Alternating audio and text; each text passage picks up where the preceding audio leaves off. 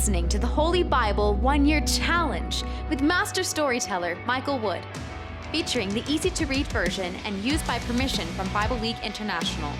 Enjoy the show!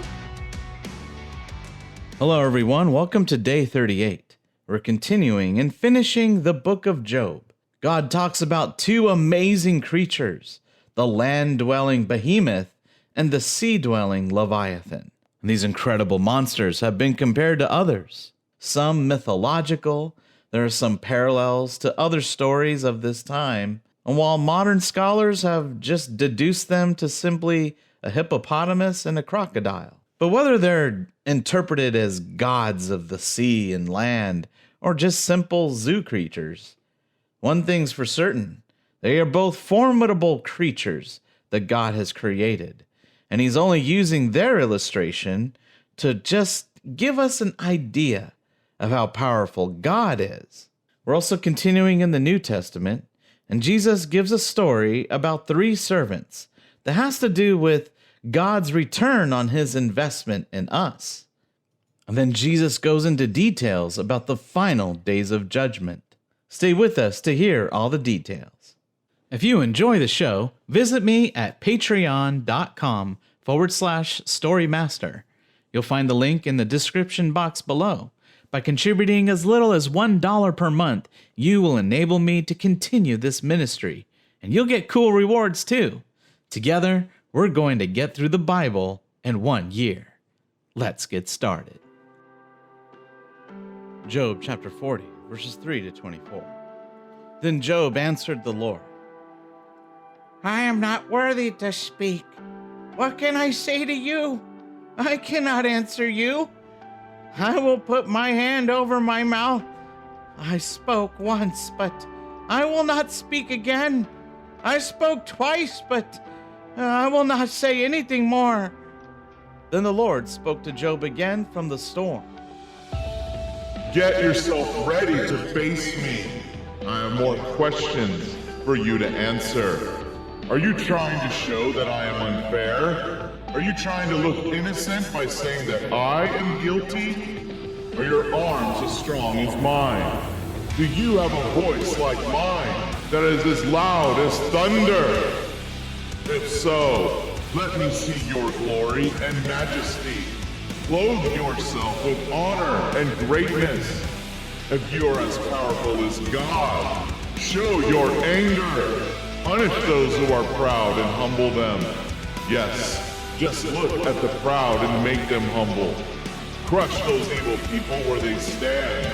Bury them all in the dirt. Wrap their bodies up and put them in their graves. If you can do any of these things, even I will praise you and admit that you can save yourself by your own power. Look at the behemoth. I made the behemoth, and I made you. He eats grass like a cow, but he has great strength in his body. The muscles in his stomach are powerful. His tail stands strong like a cedar tree. His leg muscles are very strong. His bones are as strong as bronze. His legs are like iron bars. The behemoth is the most amazing animal I made, but I can defeat him. He eats the grass that grows on the hills where the wild animals play. He lies under the lotus plants. He hides among the reeds of the swamp. The lotus plants hide him in their shade. He lives under the willow trees that grow near the river. If the river floods, the behemoth will not run away. He is not afraid if the Jordan River splashes on his face. No one can blind his eyes and capture him. No one can catch him in a trap. Job 41. Can you catch Leviathan with a fish hook? Can you tie his tongue with a rope? Can you put a rope through his nose or a hook through his jaw? Will he beg you to let him go free? Will he speak to you with gentle words? Will he make an agreement with you and promise to serve you forever? Will you play with Leviathan as you would play with a bird? Will you put a rope on him so that your girls can play with him? Will fishermen try to buy him from you? Will they cut him into pieces and sell him to the merchants? Can you throw spears into his skin or head? If you ever lay a hand on Leviathan, you will never do it again. Just think about the battle that would be. You think you can defeat him? Well, forget it. There is no hope. Just looking at him will scare you. No one is brave enough to wake him up and make him angry. Well, no one can challenge me either. I owe nothing to anyone. Everything under heaven belongs to me.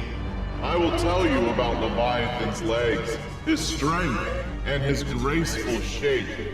No one can pierce his skin. It is like armor. No one can force him to open his jaws. The teeth in his mouth scare people. His back has rows of shields, tightly sealed together. They are so close to each other that no air can pass between them. The shields are joined to each other. They hold together so tightly that they cannot be pulled apart. When Leviathan sneezes, it is like lightning flashing out. His eyes shine like the light of dawn. Burning torches come from his mouth. Sparks of fire shoot out. Smoke pours from his nose like burning weeds under a boiling pot. His breath sets coals on fire, and flames shoot from his mouth. His neck is very powerful. People are afraid and run away from him. There is no soft spot in his skin. It is as hard as iron. His heart is like a rock. He has no fear. It is as hard as a millstone.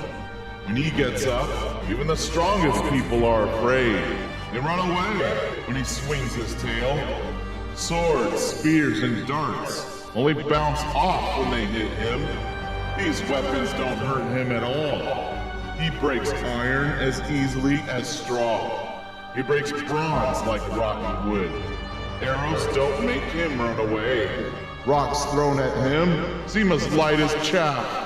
When a wooden club hits him, it feels to him like a piece of straw. He laughs when anyone throws a spear at him. The skin on his belly is like sharp pieces of broken pottery. He leaves tracks in the mud like a threshing board. He stirs up the water like a boiling pot. He makes a bubble like a pot of boiling oil. When he swims, he leaves a sparkling path behind him. He stirs up the water and makes it white with foam. No animal on earth is like him. He is an animal made without fear. He looks down on the proudest of creatures. He is king over all the wild animals. Job 42. Then Job answered the Lord, I know you can do everything. You make plans, and nothing can change or stop them. You asked, Who is this ignorant person saying these foolish things? I talked about things I did not understand. I talked about things too amazing for me to know. You said to me, Listen, and I will speak. I will ask you questions, and you will answer me. In the past I heard about you, but now I have seen you with my own eyes, and I take back what I said. I sit in dust and ashes, but now I am comforted. After the Lord had finished talking to Job, he spoke to Eliphaz from Teman.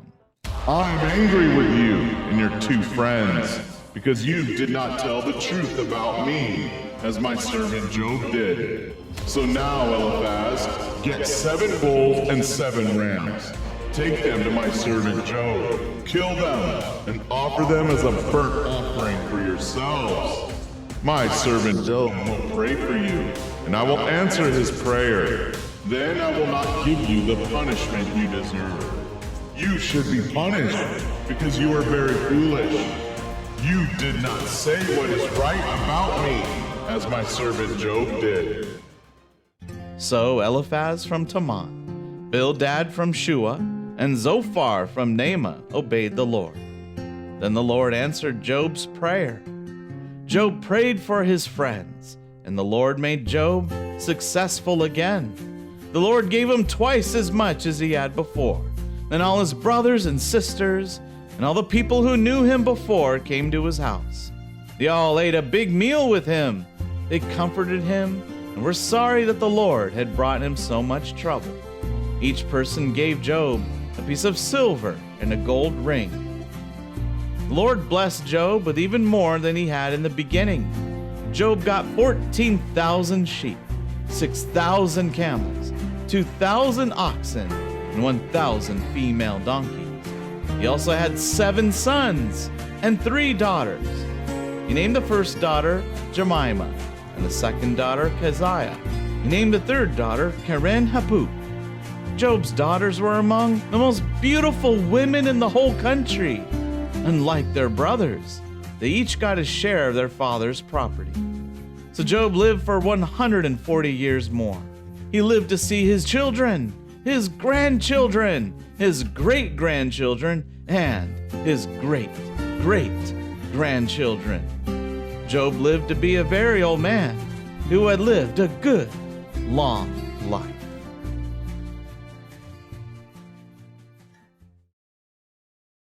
Matthew 25, verses 14 to 46.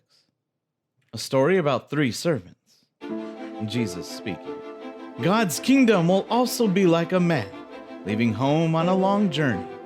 He called his servants together and put them in charge of all he owned. He decided how much each servant would be able to care for. He gave one servant 5 bags of money. He gave another servant 2 bags, and he gave a third servant 1 bag. Then he left. The servant who was given 5 bags went quickly to invest the money. Those 5 bags of money earned 5 more. It was the same with the servant who had 2 bags. That servant invested the money and earned 2 more. But the servant who was given 1 bag of money went away and dug a hole in the ground, and he hid his master's money in the hole. After a long time, the master came home. He asked the servants what they had done with his money. The servant who was given 5 bags brought that amount and 5 more bags of money to the master. The servant said, "Master, you trusted me to care for 5 bags of money, so I used them to earn 5 more." The master answered, You did right. You are a good servant who can be trusted. You did well with that small amount of money, so I will let you care for much greater things. Come and celebrate with me. Then the servant who was given 2 bags of money came to the master. The servant said, "Master, you gave me 2 bags of money to care for, so I used your 2 bags to earn 2 more." The master answered, You did right. You are a good servant who can be trusted. You did well with a small amount of money, so I will let you care for much greater things.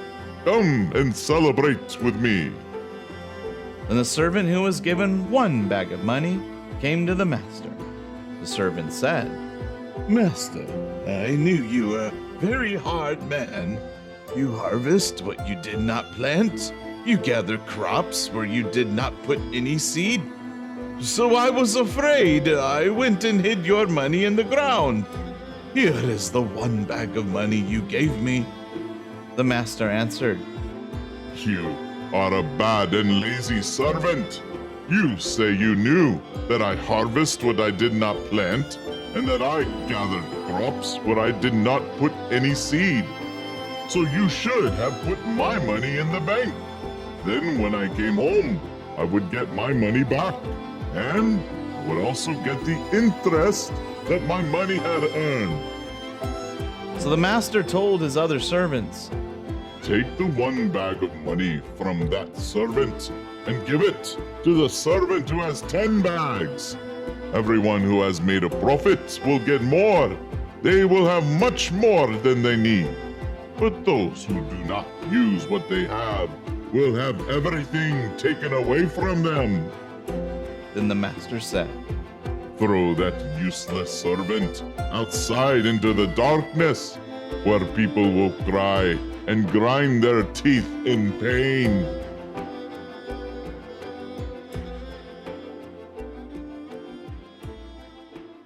Jesus continued, "The Son of Man will come again in his glory, together with all the angels. He will sit as king on his royal throne. All the people of the world will be gathered before him. Then he will separate everyone into two groups. It will be like a shepherd separating his sheep from his goats. He will put the sheep on his right and the goats on his left. Then the king will say to the godly people on his right, 'Come, my Father has great blessings for you. The kingdom he promised is now yours. It has been prepared for you since the world was made. It is yours because when I was hungry, you gave me food to eat. When I was thirsty, you gave me something to drink. When I had no place to stay, you welcomed me into your home. When I was without clothes, you gave me something to wear. When I was sick, you cared for me. When I was in prison, you came to visit me.' Then the godly people will answer, 'Lord, when did we see you hungry and give you food? When did we see you thirsty and give you something to drink? When did we see you with no place to stay and welcome you into our home? When did we see you without clothes and give you something to wear? When did we see you sick or in prison and care for you?' And then the king will answer, 'The truth is, anything you did for any of my people here, even the ones who seemed unimportant, you also did for me.' Then the king will say to the people on his left, 'Get away from me. God has already decided that you will be punished. Go into the fire that burns forever, the fire that was prepared for the devil and his angels. You must go away, because when I was hungry, you gave me nothing to eat. When I was thirsty, you gave me nothing to drink. When I had no place to stay, you did not welcome me into your home. When I was without clothes, you gave me nothing to wear. When I was sick and in prison, you did not care for me.' Then those people will answer, 'Lord, when did we see you hungry or thirsty? When did we see you without a place to stay? Or when did we see you without clothes or sick or in prison? When did we see any of this and not help you?' The king will answer, 'The truth is, anything you refuse to do for any of my people here, even the ones who seem unimportant, you refused to do for me.' Then these evil people will go away to be punished forever. The godly people will go and enjoy eternal life."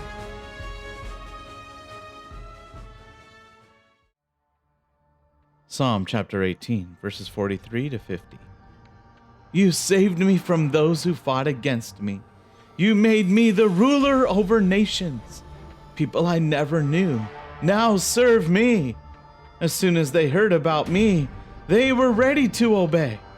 Those foreigners fall helpless before me. They lose all their courage and come out of their hiding places, shaking with fear. The Lord lives. I praise my rock, the God who saves me. How great he is!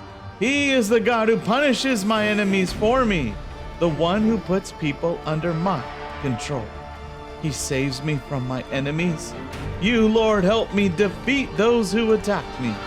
You save me from violent people. Lord, that is why I praise you among the nations. That is why I sing songs of praise to your name. The Lord helps his king win battle after battle. He shows his faithful love to his chosen king, to David and his descendants, forever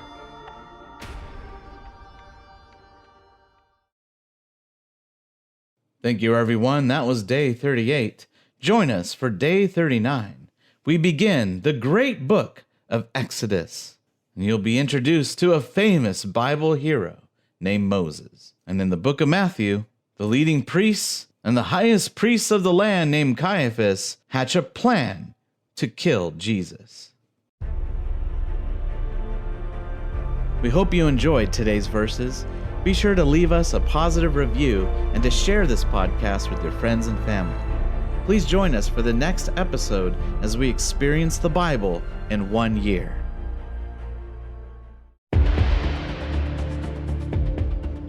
Did you know we offer online courses in creative writing, literature, and web design? Visit us at storymaster.online to learn more.